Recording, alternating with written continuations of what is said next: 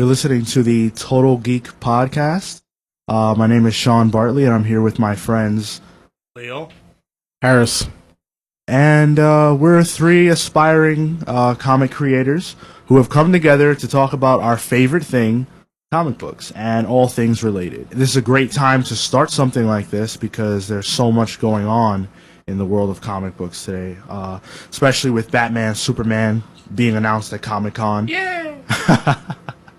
That was a really big announcement and something that everybody is extremely excited about. So that was a huge inspiration for us to get this thing started. And so we're just going to give it a shot and, see how it goes, right? So Absolutely. yeah, I figured that that's a great way to start this, right? Batman, Superman, what do we think? it's hard to really look at Batman and Superman and you react immediately. You're like, holy shit, it's gonna happen, and then you're like, wait, how is that gonna work? Right. Entirely, because they'll be like, hey, we have Man of Steel just came out. Now you have a completely brand new Batman. Yeah. And the weird thing about that is that it's not going to be Christian Bale. And if it's going to fit into the Justice League world, it's going to have to be drastically different from Christopher Nolan's Batman. So are we supposed to forget that happened? I mean, us nerds can do that, no problem, but can the general population follow suit? I believe for a casual fan, it wouldn't be a problem because Batman is still Batman. They just have to have a character that has enough resemblance that they could get away with it. And the fact that the Man of Steel universe is something completely different compared to what we've been seeing with Christopher Nolan's Batman. And Christopher Nolan is also a producer, so it's not going to be so far off that you can't ease into it. He is producing Batman and Superman, right? Yeah. He is the producer. So there might be, there's got to be a Christopher Nolan influence in it, first of all. I haven't watched the Superman movie, so I can't attest to... Shame on you. I know, shame on me. I will someday, and then we'll talk about that. We'll podcast about it. Great. When it's no longer relevant. Yeah, when it's no longer... Well, Or it's in always theaters. relevant. If we keep going forward, that's gonna be the point of... the jumping point. Right. The entry point into this whole thing that DC is going to try to do. Yeah. So, again, I don't think it's going to matter who Batman plays as long as they do it, in a faithful way and the guy looks the part. And I think pretty much people understand because of how different Christopher Nolan movies were in their tone, that this is a whole different entity to itself. Do you think that casual fans have finally accepted the reboot as a part of these movies? That's such a broad question. First of all, I think casual fans would believe. Casual fans see Batman as Batman. They see the suit and they believe that's Batman. Now, would they care if it's a slightly modified Batman to go with the Superman or with this new DC movie world? Or, well, I think that's, it depends, I guess. Right. I think it just completely boils down to how it's written and the acting. Because everyone's speculating who's going to be Batman. It's going to probably be this guy from Teen Wolf. It's going to be probably Scott Adkins, but you're not going to know for sure. God help us. What, Scott Adkins? He's not a bad actor and he's a great martial artist, but it's just you need somebody to act in the role and be appropriate to that character and how he fits in that world. We also got to remember they're casting an older Batman for this movie. Are they? Yeah. Yeah, Scott Adkins is an older guy. Oh, he's older? Yeah, Older than me. He's 37, I believe. Oh, no, he's my age. Then you go. There we are. So, are we... I've heard rumors that this is supposed to be some sort of a The Dark Knight Returns kind of thing. Is that accurate? I haven't heard that. Honestly, I think they just use that in order to get fans to know Excited. before they put out the logo. It's just something there. Right. I don't think it has anything to do with the movie. Do we like the logo? I wasn't that I thought it was impressed. cool. I think the logo is fine. Keep in mind, this is your initial reaction. This is the first thing they announce. So that logo can change. Right. The working title can Well, change. that's true, but they did announce it as the official logo for the movie. Trust me, it's advertising. Advertising always changes. How many times you see an advertising for a movie and you look at a commercial, you see 3 or 4 scenes, and then when you finally see the movie, they're not there. Very true. Yeah, that's true. Well, I think it's really too early to tell ultimately what we can expect from this. I think more interesting now at this point is the ripple effect that this is going to have. I mean, they announced Flash on Arrow now, so they're clearly trying to integrate these universes. But the question is, does the film universe connect with the TV universe? Is there an interrelation there? On the DC part, as much as I've read, I believe that's what they want to do. That's their intention. Yeah. Now, the thing with DC is, like, they have these grounded characters like Batman and Arrow, and I don't know if this is the right approach. I don't know if there's a right approach, but they have these grounded characters and this grounded world that they're creating, both in Arrow and on Superman. Well, not so much on Superman. Grounded, I would say so. But let's say Batman or Dark Knight Returns or Batman Begins or whatever it is.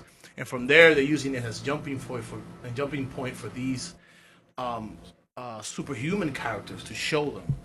And I don't know if that's a bit jarring if you're into the whole greedy look of superheroes, and all of a sudden this guy shows up and he's running all over the place at super speed, or so I don't know if there's a right approach to introduce these characters. Whether they've gone the Superman route to Batman, or the Arrow to the Flash, or the Flash to the Arrow. I don't know. I mean, well, the way that I look at it is this: that it may have a certain intention for TV. The whole TV universe type of thing is just to get exposure for a target audience.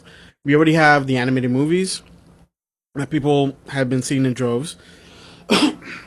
But with television is that you're just bringing exposure. For instance, if anybody's been watching Arrow, you have a character and it's on ground level. They're not really exploring superpowers, but they already showed a person who is a major villain in DC that you don't even see, you barely see him in the cartoons, and that's Deathstroke.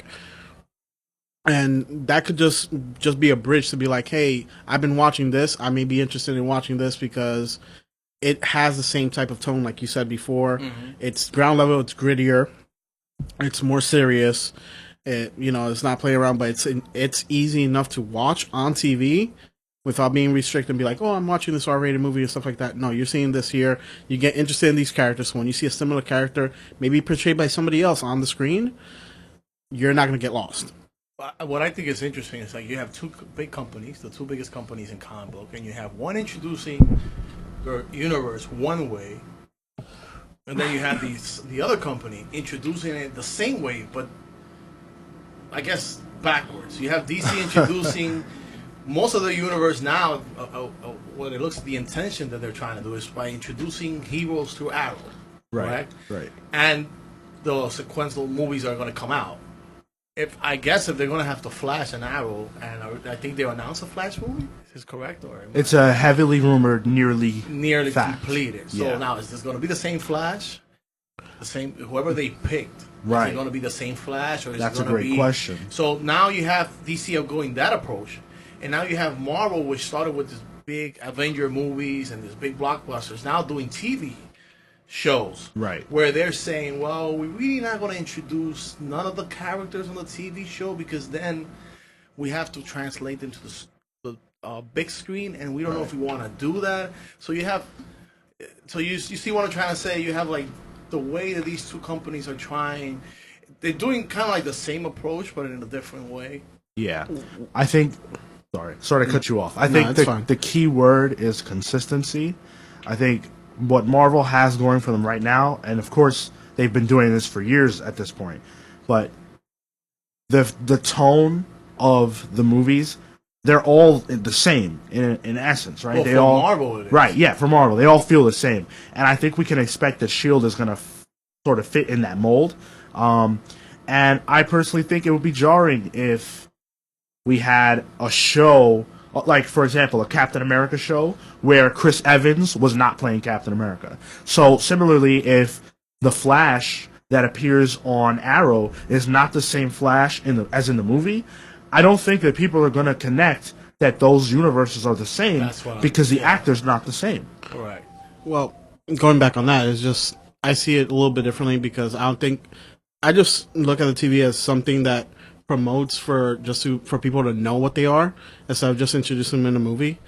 The thing with Agents of Shield is a little bit different for the fact that you're looking is like, oh, we have the Avengers stuff. You're looking at the guys at the ground level that people are like, hey, what is Shield about? Who are they? What does Maria Hill do? What do they do when they don't need the Avengers and they have to police the world? Where you have super powered villains, and you can't avoid that. You can write you can show.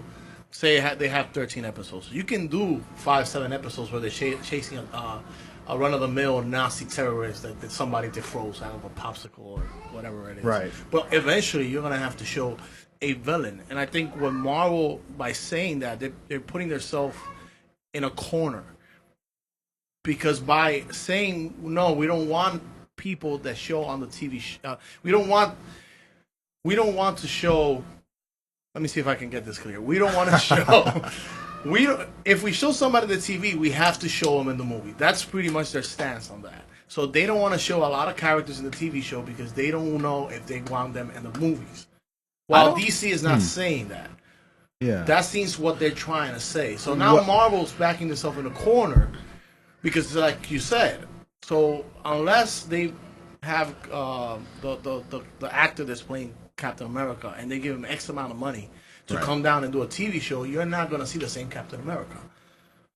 And according to their philosophy. Well, I would rather not see him at all. Not see him at all. Yeah. But then it's hard to share the universe when you cannot have certain characters show up. True. Very true.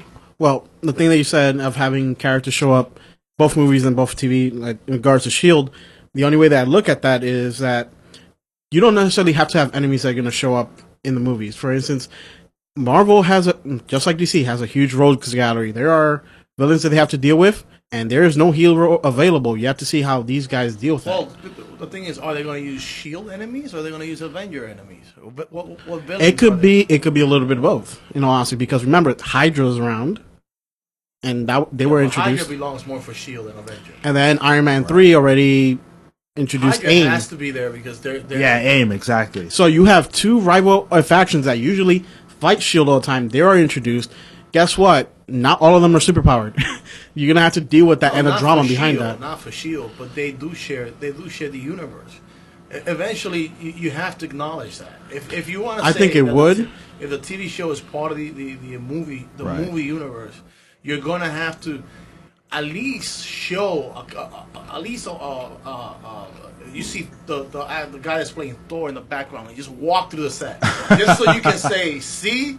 He's right. Well, that could be done. But they're not saying it because they could do cameos instead of a full blown that would speaking role. cost them a lot of money, I guess. And not really. Joss Whedon recently did an interview where he said that he totally acknowledges that fact, and what they would like to do, and this is not a guarantee, of course, but what they would like to do is maybe Thor does show up to lend a hand. Maybe Captain America does show up. Maybe Iron Man, not necessarily Robert Downey Jr., but maybe Iron Man comes up to lend a hand. And that all depends how well the show does. That's the first thing. Well, it's not even that. What it is you can't rely on that. If you tune in every week to see if Iron Man is going to appear and he doesn't, and then that turns you off from the show, there's a problem. So first, the show has to be able to stand on its own 2 feet before we concern ourselves with. It's okay. I'm There's sorry. No video here. So my microphone was not erect enough. What they say, if a tree falls on the floor and nobody's there to hear it, then I don't give a fuck. But so I don't know. I don't think we have anything to worry about with regards to S.H.I.E.L.D. I think I trust Joss Whedon. I trust Joss Whedon. He didn't steer me wrong with Buffy. He's the best. So that was his own universe. He could say. And again, well, this is his universe essentially. But it's easier to take TV actors and put them in movies and put movie actors in TV. I wouldn't say that's the case in 2013. I think we're used to seeing movie actors transition into television. Because it's been happening over the course of the past few years, maybe for the last decade or so. I mean, it's not impossible. It's not impossible. Well, but remember, I'm not the one saying it. Marvel is the one saying it. No, well, They're not saying it's impossible. They're just saying it's very highly unlikely they will do it. no. Joss Whedon said that there's the very real possibility of a cameo. Yeah, but I think he has to say that. Why wouldn't he say that? Okay, that's a fair point too. Why wouldn't he? It's his show. He wants to promote it. He's Right. not going to say out of the bat, well, you're never going to see the Avengers guys. I mean, he's shooting himself in the foot. Right. That's never going to happen. Just using the Harrison Ford line, sometimes it's time to sell a car, and sometimes you have to be truthful. Other times you need to shut the fuck up. Now, he's trying to sell the car, the bandwagon, and the goldfish inside the bandwagon. Well, all right. I guess it's something that we can't really know for sure until the show Until airs. the show comes out. Right. If the show is a monster ratings hit, then I'm pretty sure they'll have the money and the pull, and they'll convince this guy to come and do more than just I saw Iron Man. I saw Robert Downey Jr. in the Monitor when they were talking. Right. Like that. Yeah. You understand? If it's a great show that pulls monster ratings, but we haven't even seen the show. Yeah. So it's hard to tell. Exactly. But when in regards to John Whedon promising you that you're going to see this, you're going to see that, I think that's the right thing to say. And I think that's what he said. I think ultimately, with regards to this show, it just needs to be able to stand on its own feet without sort of living in the shadow of the Avengers. It needs to be able to do what it's going to do, which is tell a good story. And if it can do that, then everything else is on the table, But I think until then, that's what it needs to focus on. And it really helps them that they have Josh Whedon, like you said. Right. So, I mean, one thing that sort of interests me about these movies is that it seems like Marvel and DC have chosen sides on the fantasy versus realism debate. As comic nerds, we have this all the time where we feel that these movies are kind of grounded and more serious than our beloved comic books. And Marvel is definitely fantastical in a lot of elements. I mean, we have gods. We have Guardians of the Galaxy coming out now. Alien gods, okay. We're getting more cosmic now. And DC sort of, I mean, they started with an alien, right? Superman is an alien, there's no question, but that being said, it still felt very grounded and very realistic. So I wonder if that's the road they're sort of going to go down. And if Marvel's going to continue, which it seems like they are, down this road of very fantastical elements and introduce it more and more. As a person that likes storytelling, right, I like more the DC approach. If that's the more grittier, more serious, more consequential approach than the Marvel popcorn, right, jokey kind of storytelling that they're doing. If that's what they really intend on doing, I think when DC tried to do Green Lantern, which they try to emulate Marvel, that's when they screwed up. Right. So it can't be DC trying to emulate Marvel. It has to be, if they take that tonality, that's the tone that all those superheroes. You can do fantastical things and grounded superheroes, but it has to be that tone. It's like whatever works, you don't break it, you don't fix it. You go with the same thing. With DC, Christopher Nolan's Dark Knight series, even though it's not going to be relevant to the universe afterwards, it already set the tone. Correct. You have both Nolan and Zack Snyder together, and even though Watchmen was kind of panned, and for people who actually know the story, love that movie, but that tone has been working for them. Like you said, when they tried to do the same thing as Marvel and tried to do the Green Lantern movie, it did not work. Especially that anybody who knows the history of Green Lantern, it's not supposed to be a broad family type of film. It doesn't mean that Marvel doesn't have its failures sometimes in that respect. A couple, actually, before Daredevil, Elektra, Fantastic Four, whatever. Ghost Rider, Punishers. The Punishers were good, man. What are you talking about? The first one was good. The first one was awesome. The very first Punisher was good. The second one was pretty crap. Except for the action, it was pretty crap. Everybody's a critic. That's what we're here for, right? Oh, I'm sorry. We were not supposed to be doing that. Are we not nerds? Yes, I guess. Okay, but you two more than me, but yes. But yeah, it's going to work for them to remain grounded. Marvel has a certain way, especially that they have a writer in Joss Whedon. It set a tone already with the Iron Man movies and all that stuff, how he was introduced. It already set it on how people are going to perceive those movies. we have Batman, it sets that way. So that's how we saw Man of Steel and then jumping off the Avengers. If you look at them both and do comparisons, you see, hey, it's not that big of a leap between those movies and to the other one.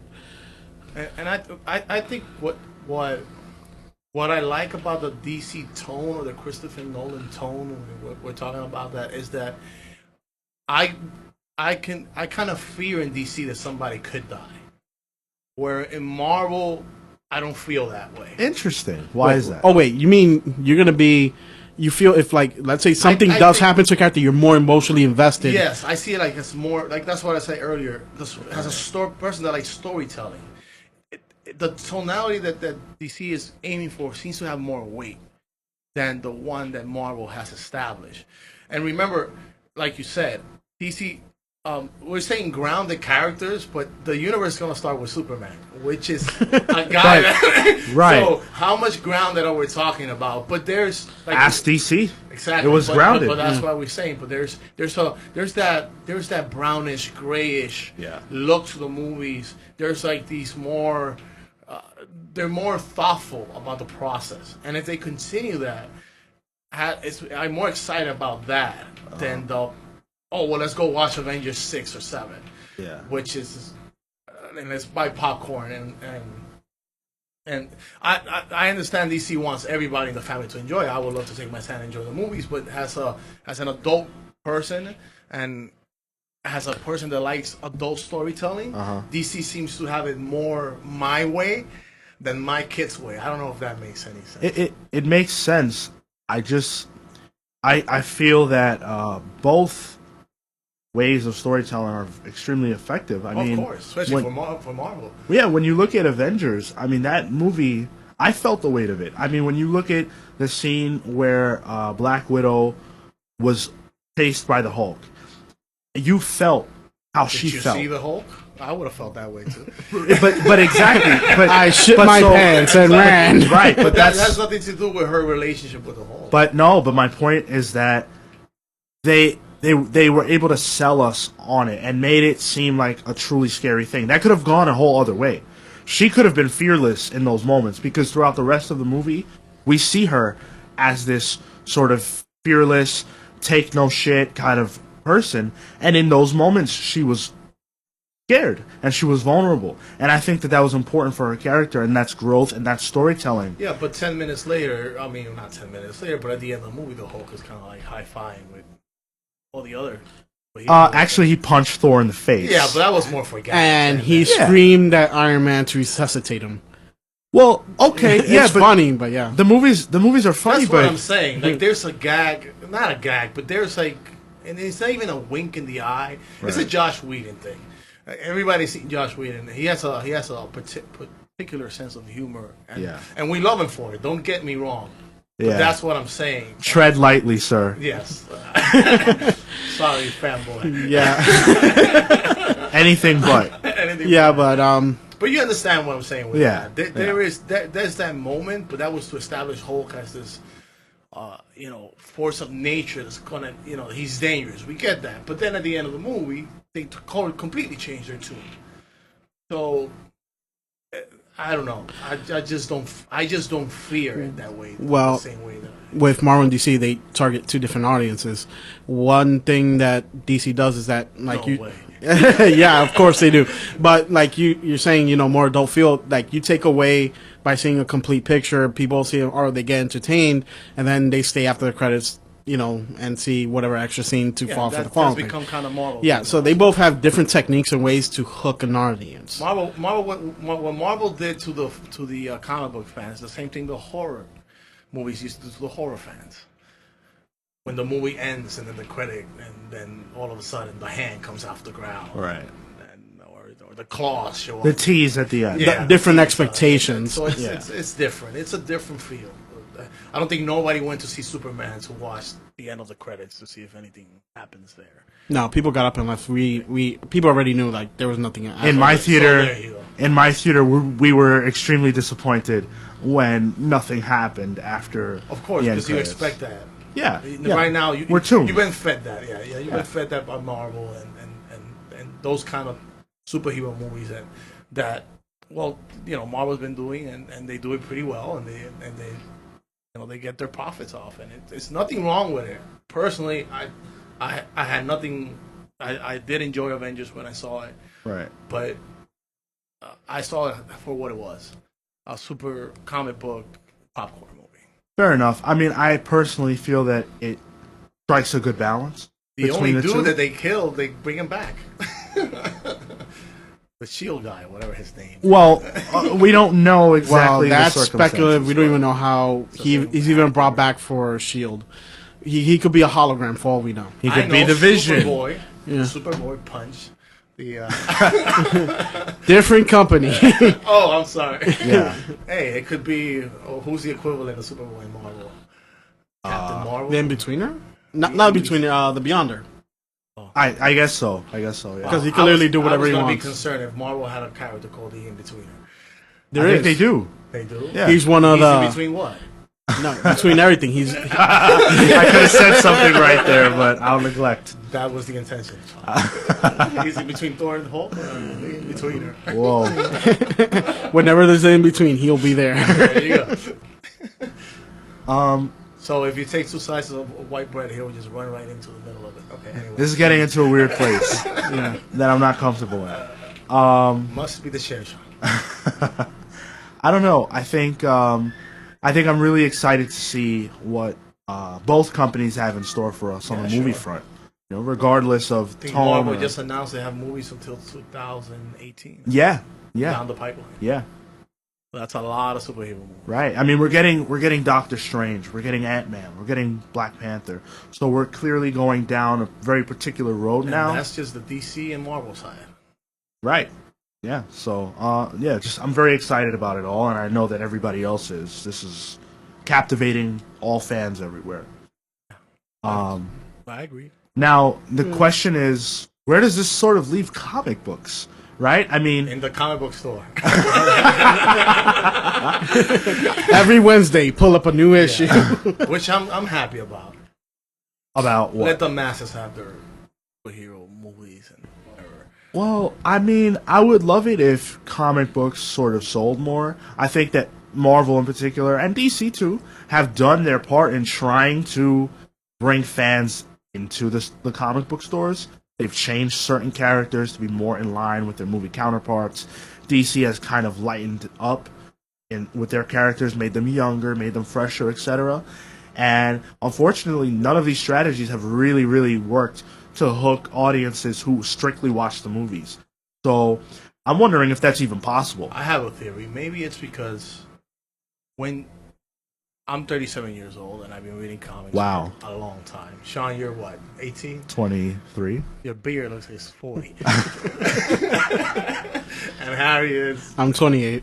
Harry's 28. So when I started reading comic books, there were certain comic books that were meant for my age when I was 8, 9, or 10, or whatever it was.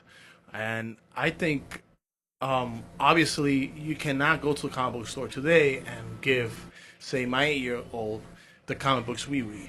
Okay. So it's kind of hard to introduce. I think comic book fans are getting introduced older and older because the comic books are becoming a little too mature, which is nothing wrong with that because as mature people, we enjoy that. But there's not a conscious effort to hook the young audience, the young kids. Comic books. I think DC is doing a great job with Little Gotham, Right, which yeah, is a very good yeah. book, which you can buy. And I think before that they had They've had, the yeah. Batman Adventures or Yeah. something. They like also that. had they had a whole series called Johnny DC. That Johnny DC. So those are the kind of books I think as a parent myself, when I go and buy comics, I should buy my kid or I bought my kid those kind of comic books so he can get introduced. So later in life when he gets older, he already has a tendency and he's already reading comics. Right. And I don't think we should expect people that watch the movies to go to the comic book store and buy, because when they see the movie, like the casual fan, when he sees a movie, or the person that has no idea what comic books is, never read a comic book, never been to a comic book store, which that's a whole different experience. Right. Never engaged with other comic book people in conversations about characters and storyline, which is a whole different thing. Going to a comic book store is not only about buying comic book store. And I think you guys will agree with this and know this. It's an experience. You Yeah. talk to other people, and then we have to scream again. We are Talking about kids. we're actually recording this in Leo's room. He has kind of a studio, and his kids are outside making Screaming rackets. like always. Yeah. So what I'm trying to say is we shouldn't expect the comic book movies to bring a younger audience to comic books. It should be young. It should be the comic book industry to aim comic books to younger kids, and then be introduced by comic books, so we can have a future generation. Yeah. But is that something that? Okay, so younger audiences, yes, comic books are failing to attract them, but I think that there's a lot of competition for the younger mind, the younger attention span. Well, it all comes to your kids read. Do they go to the library? Right. Do they engage in books? Yeah. Or do they just spend all day playing with a tablet or on Yeah. the TV? So all that erodes the experience. Reading, it's reading, and just like you read a novel or you buy a comic book, which are two different experiences. Because one is visual, a storyline. The other one leaves everything to your imagination and describes it to you. But again, maybe it's a whole different issue. Maybe I'm venturing outside of that. But I think it's all about how kids interact with entertainment today than what they did back when we were children, when I was a younger kid. Yeah. Well, I mean, just thinking back to when I was young in the 90s, I never was exposed to comic books until I was, I don't know, maybe 10 years old. I got the Secret Wars trade. Love that. Yeah, it was really good. Until then, I didn't know that comic books existed. I only knew the shows. So, yeah, the problem is that comic books aren't as accessible as they used to be. Correct. Or as they could be. There aren't newspaper stands that just sell comic books anymore. We live in New York, and I haven't seen that in forever, you know. So it's very hard to get access to comic books. And then if you are a casual fan who went to see Avengers and you want to follow the story of the Avengers, you're more likely to see a commercial on television for the Avengers television show, the animated show, than you're ever likely to see an ad for a comic book anywhere. Yeah. I got into comics in the 80s. Old. Yes, old. And that was because of my late great neighbor. But one thing that I also noticed, because I still have my old comic books. Right. I have an old trade paperback, like the very first one, which, Hector Colossus Jr. gave it to me, which was Marvel Masterpieces Iron Man Volume 1. That was the very first superhero. I don't like him very much, but very first one. One thing I see different between back then and now that you could get into is that comic books now are a lot more wordy. So people who have low attention spans, yeah, they're more narrative and they speak a lot more and they have more dialogue. Have you ever read a Stan Lee comic book in your life, sir? Majority of comics back then it was a lot less dialogue, a lot less narratives. If you look at it now, especially on a piece of paper.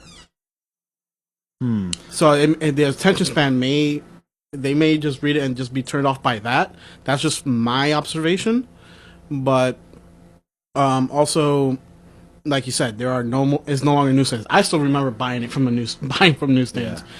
Newsstands don't carry anymore. They just carry magazines and stuff like that. And people are, what they're trying to do is make it digital so people could do it in their own homes.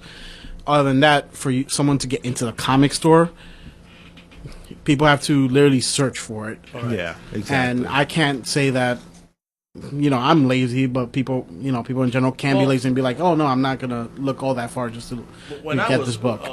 Way younger, and like I said before, it's just different worlds, and I think that's comic book have not caught on to that. First of all, they don't aim most of their comics for kids. They don't have a line for that. So that's one problem there.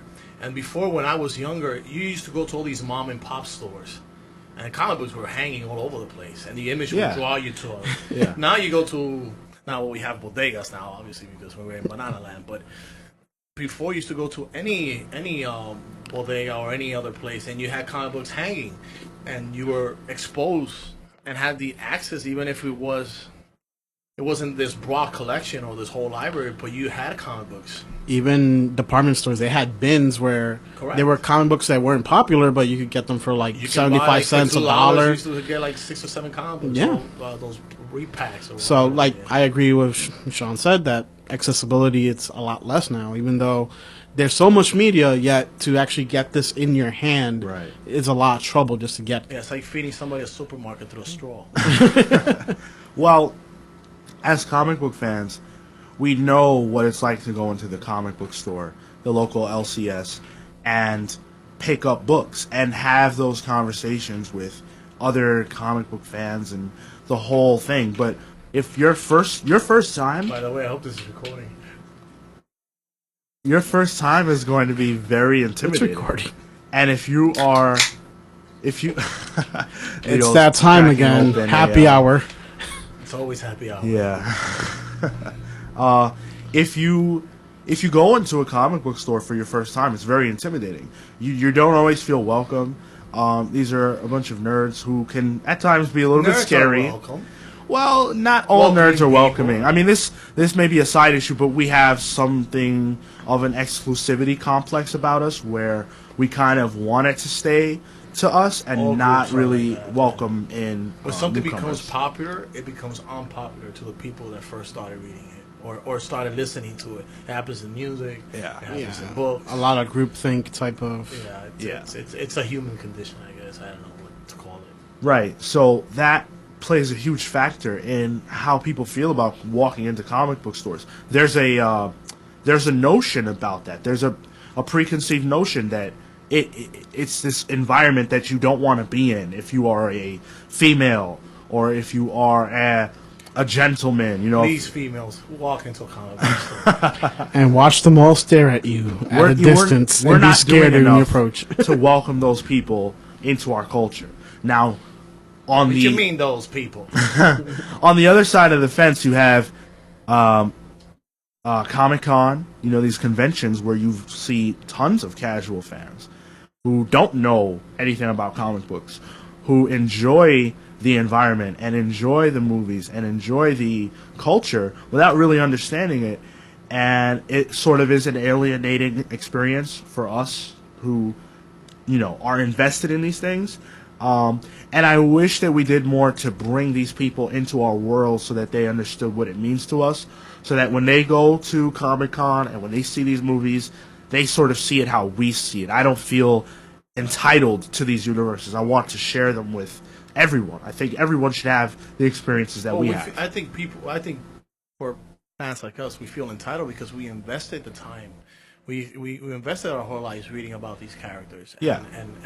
And paying for their success with hard-earned money. And Which is why I feel alienated. exactly, which is not, and another thing, I guess over the years we see less and less comic book store. So I mean, I don't sell comic books. I don't have a comic book store. I don't know no business at all about comic books. What kind of profit margin they make or whatever. But I don't even know if comic books in print are profitable anymore. They don't seem to be because every comic book company now seems to be moving to the digital age, and all comic book store eventually.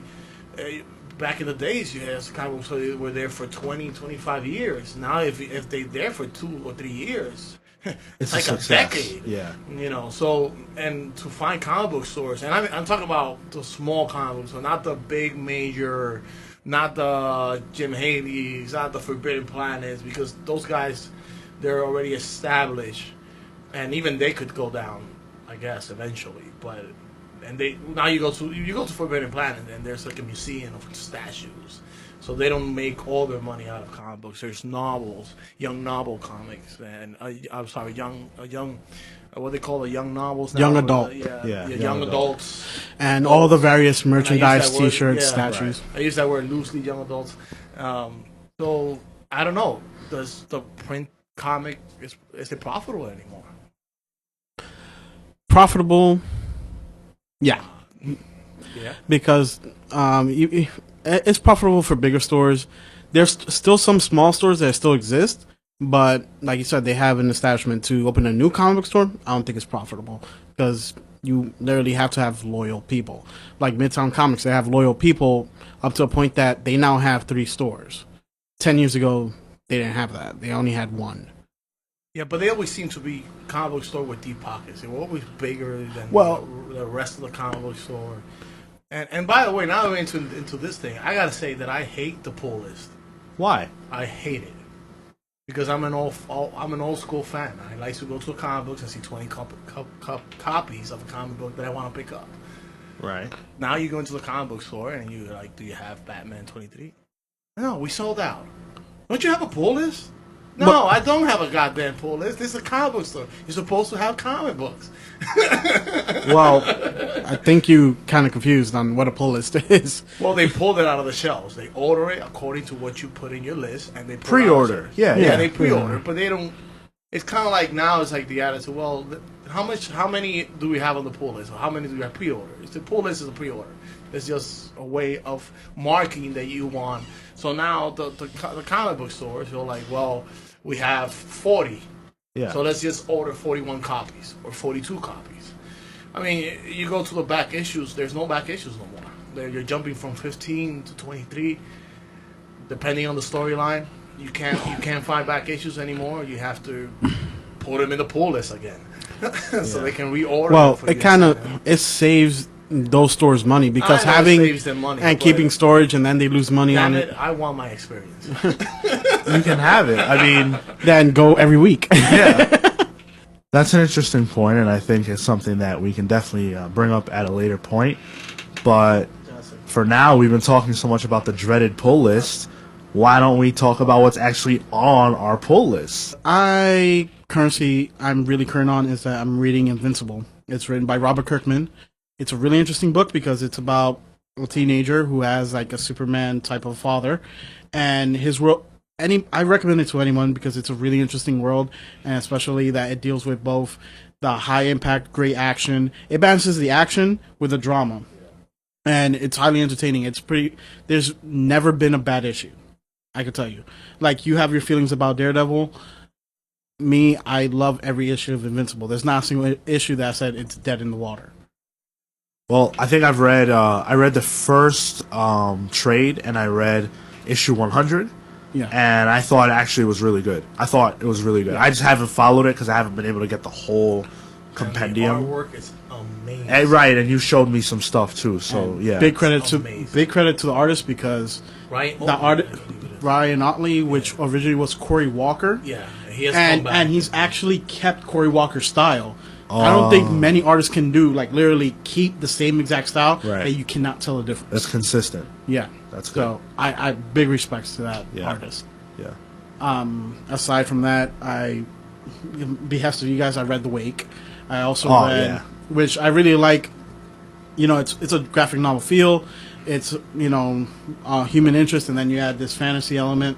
But it's the way that they wrote it. It's got me sucked in. Yeah. I may have a few issues with sometimes you get a page that spoilers if somebody didn't read it. You're in a different time period. And I'm like, boy, what just happened? Yeah. But in general, and I really enjoy Batman Year Zero. It's not Year 1, it's 0, right? 0, yeah. 0 year. 0 year. 0 year. Okay. You got to be clear on that. I'm an old guy. Fuck that shit. Hey, that was my conversation the last time. But I like the way that they kind of reintroduced the Riddler. They're reintroducing Bruce Wayne. Yeah. And the way that they're written is just, they're not parodies of each other. They're not so far beyond that you can't follow it. It's just an interesting thing to see them go back from the ground up, but still be faithful to the material to someone. By the same writer. I was just thinking about that. Scott Snyder is prolific, and I'm really... Honestly, I didn't know anything about Scott Snyder before. Unless he's writing Superman Unchained. I don't know. I mean, you have your feelings about it. I thought it was a solid book. It's so solid. I guess I'm judging it because of the stuff that I read from him before. Yeah.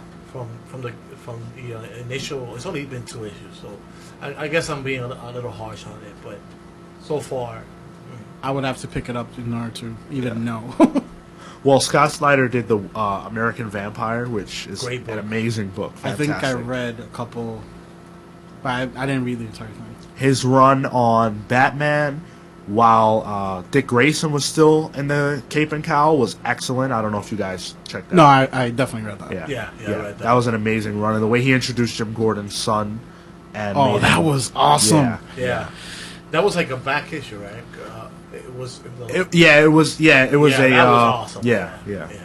Yeah, bringing back a character that people Yeah. didn't know about very well. Completely forgot him. And literally brought him to a forefront, and you're like, wow, he is a major threat. yeah, exactly. And he's continued to be in Gail Simone's Batgirl, which is something that I Yeah, read. so That I haven't he actually has a great impact and it rippled to other books, so that's Exactly. amazing. What else are you reading? I'm starting to read Gerard Way's run into Constantine. Oh, So interesting. it's only a few issues in, but I'm still reserving judgment until like maybe 5th or 6th issue. Yeah. That's the singer for My Chemical Wedding. My Chemical Chemical Romance. former frontman, he Right, they broke disbanded up. it. He Yeah. wrote also. What was that the book? League of, No, the Umbrella Academy. That was a Which great is was very amazing. reminiscent of Yeah. Alan Moore. Very, very so reminiscent. I really did like that series. Yeah. And the artwork. Yeah. So What is Leo. it? That's all you're reading? Yeah, I don't have a lot. I know you guys don't read manga, but I'm very into that Asian type of comic book Not form. unless it's a keyword. And that's long on. I actually made a list. I came prepared this time. I am reading, and this is not the order. Could be Straight any- from the iPhone. Yeah, Come on. Straight from there. I'm reading Aquaman. Very good art. Damn right. Yeah, amazing book. Jeff John. Jeff Johns, yes. Johns. And Ivan Rice, I believe. Yeah. Yeah. Well, he's not Reese? doing that. He's Wait. not doing the artwork anymore. He's It's not? doing, no, some other artist. But he's pretty good. I think someone took over after Yeah. issue 20. Something, okay. yeah. He's very good. Very good. He's not as detailed as Iron Rice. It's great. Yeah, it's around that issue. But Yeah. he's a pretty good, pretty Yeah. capable artist. The quality really hasn't dipped that much. No, not at all. So he's pretty good. GLA. JLA? GLA. What was that book we were saying? Wasn't JSA? It was Justice League of America. Yeah, that's been good. That's been really good. Obviously, Batman. Yep. Detective, which introduced Raph, an old adversary of Batman. We introduced it in the issue 52. That's been very good also. I did not know the writer was writing such quality. Yeah. I think Who's writing on that? Is it his John name? Layman? No, something. I should have Jeff it there. Lemire? I think it's Lemire. Yeah. Yeah, he's really good. He His- took over yeah. Daniels. Right. Tony Tony Daniel. Daniels. Yeah. Correct. Yeah. Um, His Animal Man is amazing, by the way. Yeah. Oh yeah, that's amazing. too. Man. Yeah. I was not a fan of the character before the new 52. Now you have to be. a Now fan. I'm in love. Oh, yeah. yeah. The last annual Oh, that came you- out was amazing. Yeah. I really suggest that if you Go ever back had a and- chance, yeah. see the Alan Moore. Yeah. Yeah, I Yeah, should. that was Grant Morrison also wrote it for a period. of Right. time. Yeah. And Yeah. that was a pretty good run. And for that one, surprisingly, you didn't have to get high to follow it. Well, Grant Morrison does appear off panel. He talks to Grant Morrison in one of the issues, but that's not neither here. That's nor there. it's And we don't strange. have enough LSD in my house to. I'm reading Superman and Batman, which it's been okay. I'm A little not that weird. fan of the artwork for Yeah. it, but it's Jay Lee. I really Jake Jay Lee. Yes. Yeah. I'm not sure if that's the exact way to Something. say his He's first a lead. name, but He's not Bruce Lee, but he's a Lee. So Oh, let's my just goodness. leave it like that. Invincible. Yes. I've been reading for a long Issue time. 104. Like I already spoke about that. It's amazing. Saga. love it. Which is, You guys have issue to- 13 is coming out. I think you guys need to introduce me to that because I haven't heard a Awesome. single thing. Awesome. Then again, I'm getting back. I'm into going it. to gift you the trade paperback because you you go. need Saga in your life. we So need to have a Harry has Yes. more saga in his yeah, life. yes. I'm reading The Wake, which I already spoke about. I'm reading Superman Unchained. I already spoke about that too. And My Fleeting Soul is it. Yeah.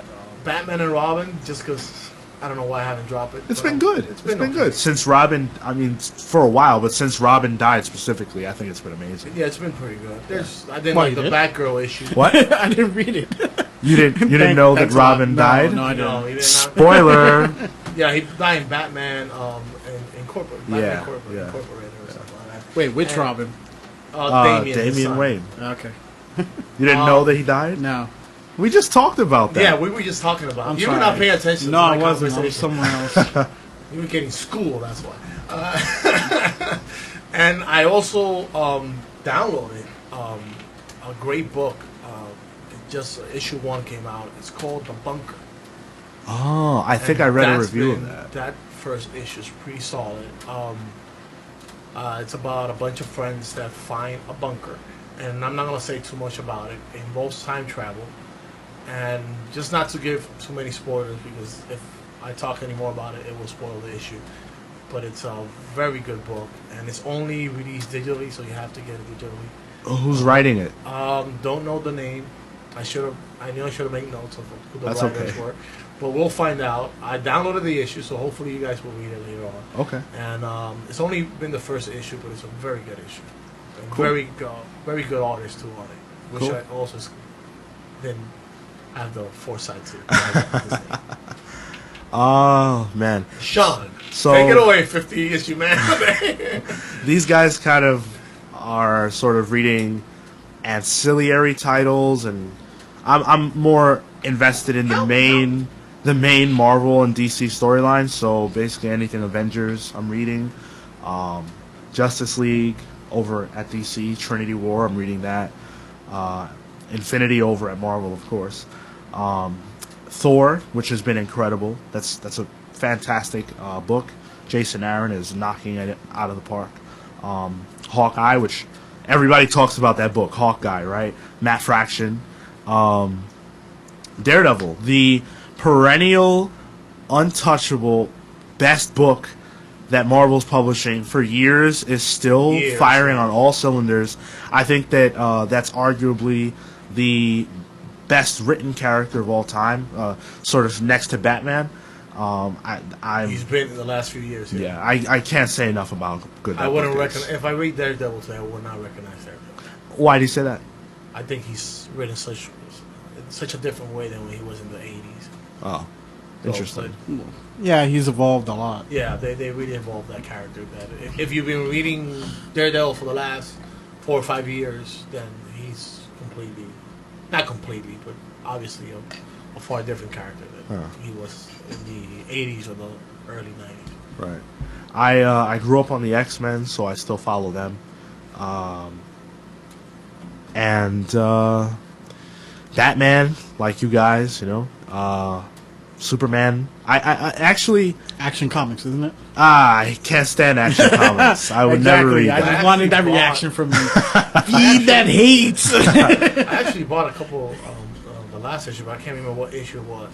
It was with the guy with the big head from Green Lantern, I believe. Oh yeah, Dr. Hammond? Yeah. Dr. Hammond. I actually am reading, well, aside from Action Comics, I'm reading all the same books that I started reading with the New 52. The thing about Action Comics is that Grant Morrison was writing it, and I'm a huge Grant Morrison fan. Like, if it wasn't for Grant Morrison, I would have never gotten into Batman. Thank you, Grant Morrison. Thank you very much. But he went into a realm with Action Comics that I could Grant not Morrison went to follow. another round. Wait, isn't that Monday for him? It was too much for me. I needed to check out. So, Monday with a couple bottles of scotch. right, or whatever it is that he's involved in these Well, days. he's from Scotland. Scottish. Yeah, I actually just picked up the Lazarus, which, like you, I cannot recall the name of the writer, although he's written a lot of sort of. Is that what company publishes that? Gosh, I believe it's Image. Okay. But Yeah, I've heard Lazarus, yeah. yeah, it's a really good book. Very interesting, and it kind of reminds me of. Sure, it's not Top Cow? It could be Top Cow. I'm not positive No, on I that. think it's Image also. Because they have a similar logo, that's why. Oh yeah, I'm not sure. I'm not sure. But that's a very, very good book. I really give it high marks and recommend it. Saga, of course. Very good. That's Very good book. That's probably my favorite book being published right now. I think I'm capable of saying that. Yeah, I can say that. I think so. I believe so. Yeah, I can say that also. Yeah, it's up there. It's Brian a very K. Vaughan. unexpected surprise when you first start reading it. Yeah, How much you're gonna end up liking it at the end of the day, definitely.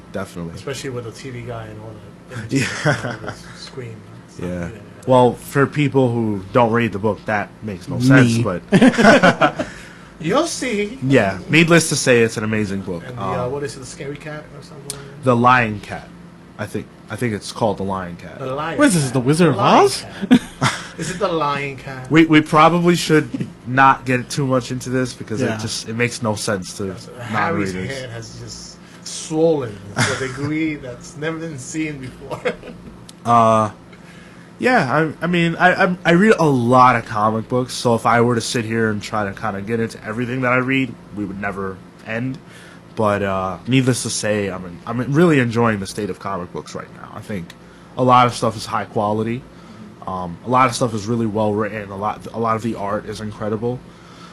So yeah, I'd like to mention that I'm also reading a digital book called The Eighth Seal, kind of like a horror, kind of political thing going on there. interesting. That's pretty good.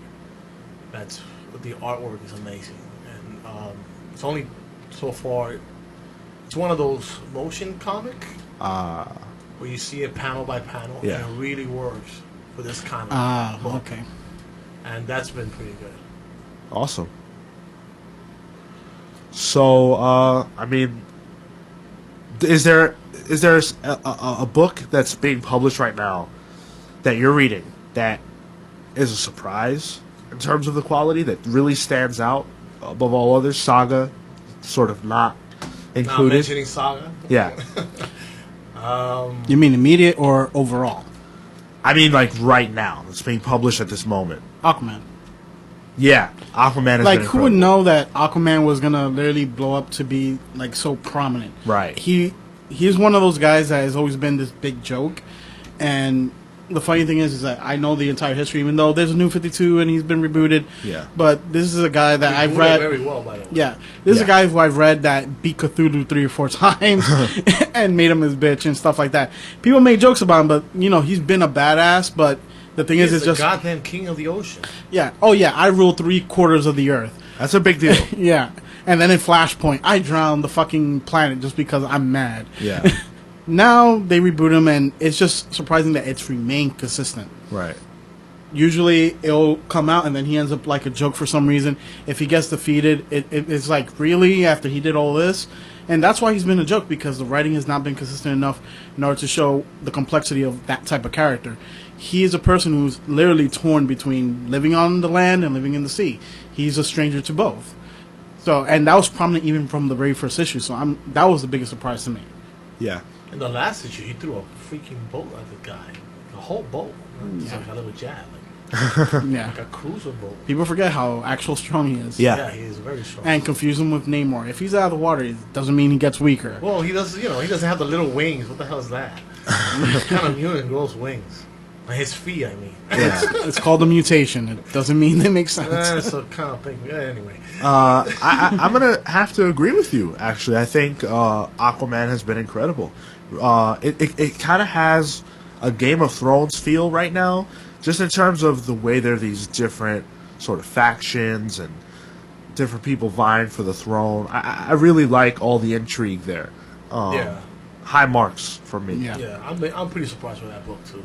But to this point, I mean, we shouldn't. I mean, it started well. Yeah. And it just keeps getting better. Yeah. So, That's true. Yeah. So, I mean, we're surprised about the character being written so well. Finally. Yeah. But This brings me a pretty interesting question. I don't know if I want to delve it, but it may be for another discussion. But this is a great question to put back in your head. Does anybody really dread that once you have an amazing book and then it changes writers? All the time. All the time. Because I know you love Daredevil, but then like, hey, guess what? The writer says, hey, I'm done, and then somebody else takes over, and then they try to take. Then there are some writers who be like, fuck the last person. I'm gonna do something completely different. Yeah. I do that all the time. I drop books like a fly. If And my the person this is one of the writing biggest like interests for me was this is before Marvel Now. I was reading Hulk for a while, and then same thing with Incredible Hercules, and then all of a sudden the writer changed, and then it became a joke, and then they tried to make it serious again, and then it just wasn't consistent enough for me to be like, I'm just going to drop the title altogether. Yeah. Well, Yeah. I mean, there are a few good examples of that kind of right now. Green Lantern recently, Changed. Jeff Johns, his epic run, which Yeah. Harris actually is the one who introduced me to. Yeah, that run. amazing. I'm one of the biggest Green Lantern fans. I have an encyclopedic knowledge. In it. That run just ended, and I thought I was going to drop the book. I said, you know what? Let me give it a chance, and it's actually not dropped in quality. It stayed really good. I dropped it. Okay. Sadly, I haven't read like the past 6 or 7 issues, so Yeah. I have to catch up. Right. I dropped it. Not because I don't remember why I dropped it. I think I read the following issue to the last issue. Yeah. And I don't know. It just didn't seem. After I read it, I did enjoy it, but for some reason I just never went back. So Leo, any books that you're surprised about? Maybe like Wonder Woman that have been good. Oh, Wonder Woman. Yeah, well, a lot of DC, the good DC that they relaunched the 52 have all been a very nice surprise. Yeah. With very few exceptions, like Mr. Terrific. Yeah, well, no. Yeah, exactly. The ones that have been very good have been very good. Yeah. And the ones that have been bad, oh my God. And that's why they canceled 27 books. Yeah, they had to cancel a lot of those books. And I'm surprised. And I think that's a lot to do with the way when DC did the 52, they didn't seem to tie down their art groups or their because there was a lot of inconsistent between issues and a lot of changing of art, which Writers too. Yeah, writers. But sometimes if you have the same artist, sometimes you can mask the writing a little bit, like you know. But when you have every 4, 3, 5, you buy a 10-issue run and there's 7 different artists. That's really bad. That's you know, and totally different artists. They're not even similar. Yeah. Yeah, but Wonder Woman has been very, very good. And like keeping a writing and art and art the art has team. been very good also. Yeah. What else can we think about on 52 that's come out? Swamp Thing. Swamp Thing, but I haven't picked it up. You should do yourself a favor. That's another book that ended, and I dropped it after Scott Snyder stopped writing. I dropped X-Force after. I dropped X-Force after Rick Remender's epic run. Yeah, I did that, and I'm glad I did. Yeah, I'm kind of glad with all the things I've heard that I did also. Yeah, and that was probably one of the few Marvel books I was really following. Me too. Surprisingly, I still read Titans even after all the changes. Really? All the changes. Wow, you sir are a dedicated man. For some reason, the characters are interesting enough. No, the characters are interesting enough that they kept me in. There are things I'm like, fuck, oh no, oh why? Yeah. But I think eventually some characters shine through that I'm just like, I could probably overlook it. I think you're reading it and rewriting it in your mind. And Shut up, though. And it reads better than what you actually think. You forget that I'm a writer. I could use my imagination So and escape. I think you're writing that book in your mind. It's coming out way better. Hire me! Yes, please hire him. For that book, please hire him. Yeah, I think anyone could write that book better. Wow. I really think so. That and what's it? The Dark Knight, which is being published by obviously DC. Yeah, that I don't know what the hell happened. Greg Hurwitz, he's actually a fantastic writer. He had a Penguin miniseries called Pain and Prejudice, I believe. Yeah. And it was incredible. So when he was announced as the writer of The Dark Knight, me included, I was very excited for that run, but I'm not sure what happened. It's just been bad, really bad. Yeah, some of the Batman books have dropped really in quality after the whole 52 thing. Right. And that's a shame, really, because they were really doing a nice universe there on the whole Batman thing. Yeah. And now it seems like some of the books have fell over the wayside. Sure. Different creative teams. All right. Question: are there any books that you guys miss that no longer exist? Strike Force Morituri. Huh. There's one in me for particular that I remember, and this is something that ended right before the New 52. And I know, Sean, you like this book also, JSA. Actually, I've never read JSA. Really? Yeah. I thought you had like the issues, and No. Oh no, dude, read it. Very good book. Amazingly great. My problem is that I miss it because once they just announced the New 52, JSA disappeared. They no longer exist. Right. And all the characters. The only character maybe from JSA that you see even bleeding through is maybe Shazam with the little vignettes at the end of JLA. Yeah. And you don't see Jay Garrick. You don't see... Vignette. Maybe, but then again, we talking about Trinity and we seen some of the issues. Yeah. You see some of them bleed through, like Stargirl. And There was a whole background story on him on the GLA. It was actually not bad. On Shazam? Yeah, on Shazam. Yeah, JLA had the backstory, The which vignettes, yeah. yeah, which actually ended up having its own.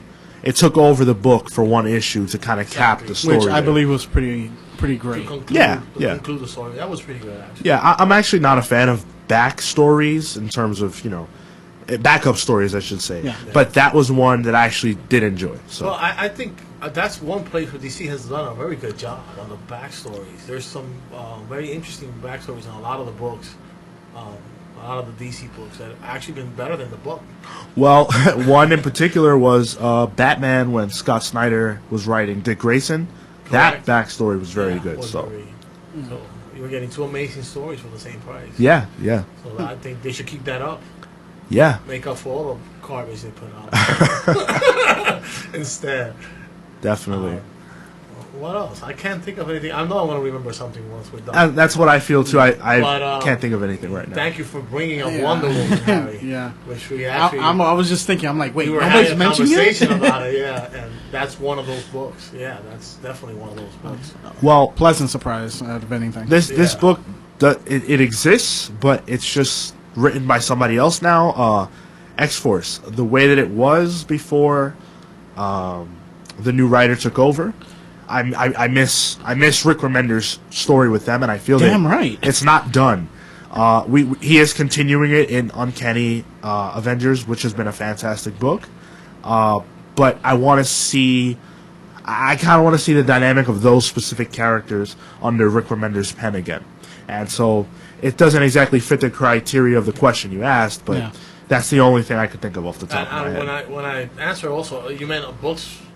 I was thinking of a very old book, an old Marvel book, which it was called Strike Force Mortuary, something. Yeah. Yeah, Never that heard was- of it. That's pretty old. That yeah. was a But it was a good very book. awesome book, which they were supposed to do a miniseries, TV miniseries. They were supposed to do a movie. Oh, right now they did these separate like TV movies and they didn't really work.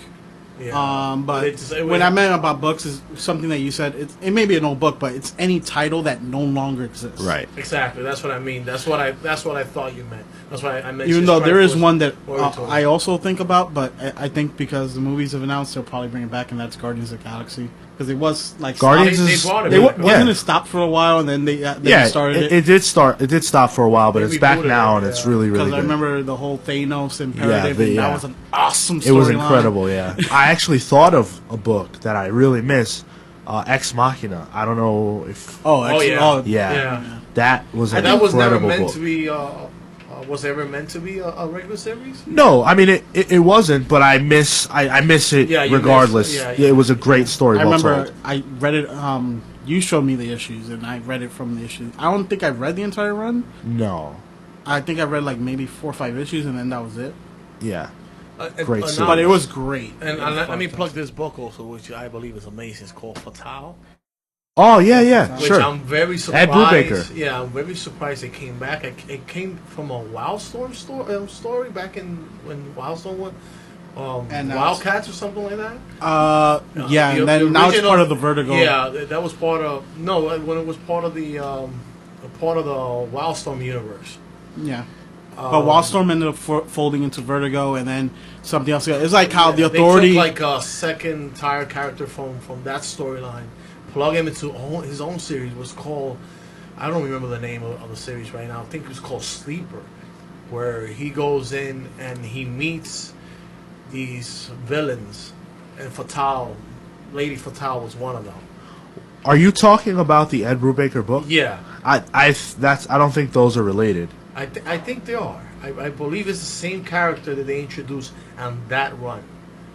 I think they. It's actually, I think there was it's a. actually the same creative team, the same. I think artist there was a did vague Sleeper. mention, but I don't think it was like a full blown crossover into a new book. I'm not sure about that. I'll have but to we have to look research into that. it. I'll have to research Yeah, that. yeah. I do have the Sleeper. I think it's called Sleeper. I do have the book, and it was Ed Brubaker, the writer, and Sean Phillips, the.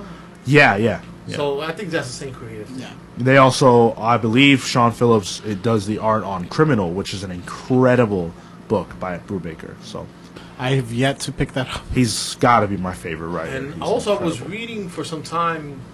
Now that we're mentioning things we were reading, Mark Waid's Irredeemable. Awesome.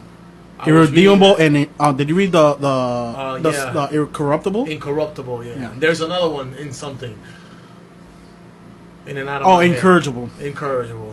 which I'm not a fan. And that one, like you said, the digital comic from a little while back, it's also being released like that panel by panel interaction. Oh, okay, Right. okay. Well, that was a very good book by Mark Waid. So I think we've covered a lot of ground here.